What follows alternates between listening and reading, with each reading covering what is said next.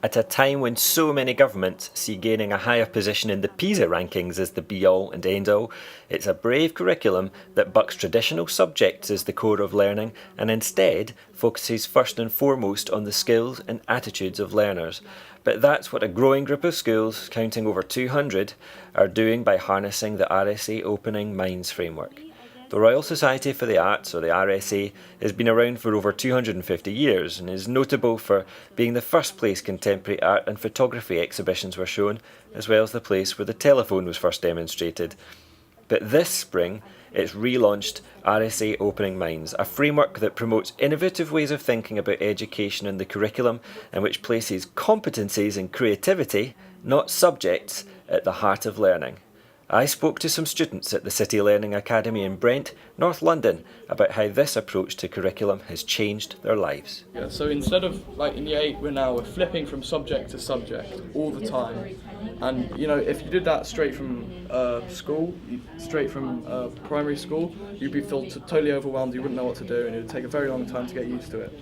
With Learning for Life, you have 12 subjects, 12 a week, so more than anything else. And it's sort of a mashup of every other subject that you don't do. So you do maths, English, science, modern languages, and a few other stuff. But whatever else you don't do, you get in Learning for Life. So it's just like an easy build-up, getting you ready for year 8.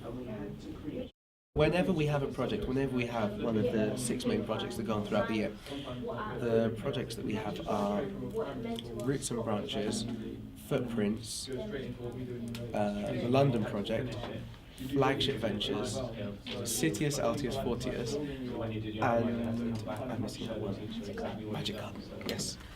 So all of those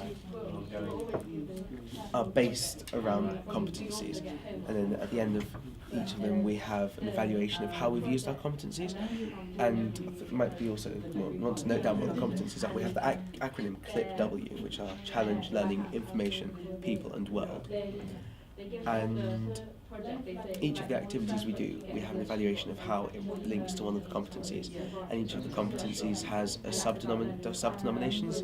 So it might be communication, another one might be challenge might be risk-taking. And one thing that illustrates that is the first thing that gets us into learning for life, which is the Roots and Branches project. And to kickstart that, there is a camp which goes on called Tom's Camp. And notable activities there are orienteering, kayaking and raft building.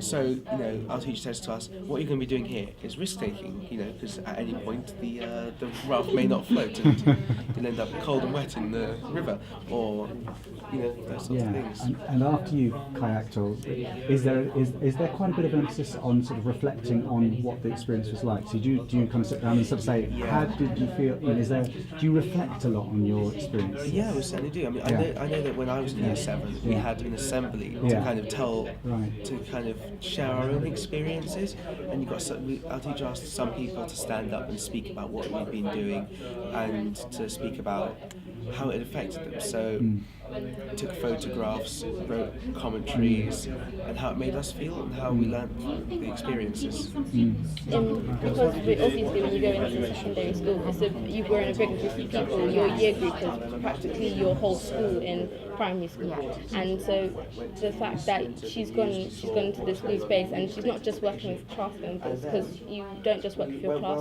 you work with your whole year group as well, and new different people from the community and from different parts were coming in to do stuff with us and working with us, and it wasn't just a teacher telling us to do this and things like that. It was more like people coming in to tell us stories, and I think you were basically you were told something, you were given a lesson, but it's how you wanted to interpret that would make the difference to yourself. It was people coming in to tell us stories, but how would you interpret that story? Like, we had a storytelling session, or we had a writing session, we had a comic.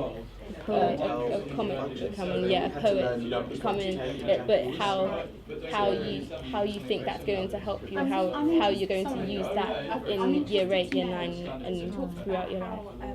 And do you think those things that you did in year 7, I mean, you say you're not doing them now, you're doing like normal subjects. Did those things that you did in year 7, are they helping you now in the normal I subjects? think so, definitely, because I am usually, I think the best thing it helped me with was my confidence, because I'm very shy and I'm not so good at making friends. But when I came to year 7, I was able to make new friends, get along with people, and to work with teachers and create a strong bond with teachers, students and pupils, of everything around me. And from there, I think I was then able to, because I was able to audition for a play, and I was able to do lots of things. And from there, I think it's a big branch. It's a learning step that really helps you to get involved with your school, and it helps you to do lots of things. Leadership was, I think for me, was the biggest, because I like to be like a bit bossy. It's just like I like to be there and you're like down here. But also like sorry. But it's also like teaching you like, okay, well, it's not all the time about taking the lead. It's also, even though there's always have to be a leader in a team or captain or somebody like that, you also have to remember that you don't always have the ideas, and you can use people around you to help you think of more ideas. Like in a football team, you can have a captain and they can lead the team, but then also you have other teams that can help the captain win the team and for you to get a goal. And yeah, then that's the goal for me. I can lead myself, but I also have my parents, I also have my teachers, and they're like my mini captains, my mini coaches. Yeah. So, what do you think of the RSA Opening Minds curriculum, and could you use it or something like it in your own school? What do you think of its way of developing leadership in young people, giving a framework to educators for project-based learning, or making that transition period between primary school and secondary school a little easier for students to handle? Let us know by leaving your views on the blog at GETideas.org, or if you're going to talk about this on Twitter, why not use the tag GetIdeas, and I can join in the conversation and gather your views together for a blog post on GetIdeas in a few weeks' time.